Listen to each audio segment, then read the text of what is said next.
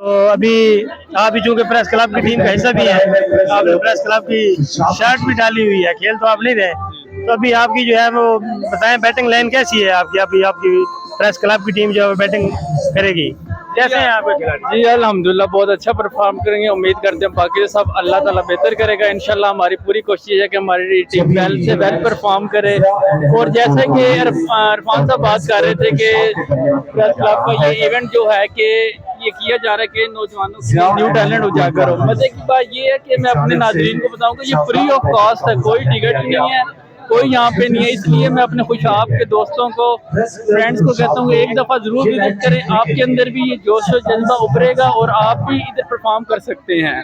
और मैं दुबई का इंटरनेट वालों का बहुत मशहूर हूँ कि उन्होंने खुशाब की आवाम को, स्टूडेंट्स को एक ऐसा मौका दिया कि वो अपना टैलेंट उजागर कर सकें, एक अपना फ्यूचर बना सकें पाकिस्तान के अंदर रहते हुए। जैसे कि आपको पता है कि हर बंदा आजकल डिप्रेशन का शिकार है, तो इसलिए उन्होंने ये बहुत अच्छा ये ताउन किया है कि क्या नाम नई नस्ल डिप्रेशन से बाहर निकले। जैसे कि आपको भी पता है हॉलीडेज जा रही हैं, कॉलेज यूनिवर्सिटीज़ बंद हैं, तो इसलिए एंटरटेनमेंट का फ्री ऑफ कॉस्ट जो मौका उन्होंने हमें दिया है कि दुबई का इंटरनेट के, उनका बहुत शुक्रगुजार हूँ। और अपने दोस्तों को यही कहना चाहूँगा कि एक दफ़ा ज़रूर विज़िट करें। ये फ्राइडे सैटरडे संडे 3 डेज़ है आपके लिए किया गया। उनको क्या ज़रूरत है कि वो इतना खर्च करें? वो कहते हैं कि जो हमारा टैलेंट है ना, नौजवान नस्ल वो बेअरबी का शिकार ना हो और एक अच्छे मुस्तकबिल की तरफ स्टडीज़ के साथ साथ ये फ़िज़िकल एक्टिविटीज़ भी बहुत ज़रूरी है। फ़िज़िकल फिटनेस होगी, माइंड फ्रेश होगा, तो स्टडीज़ के अंदर भी स्टूडेंट अच्छा परफॉर्म करेगा।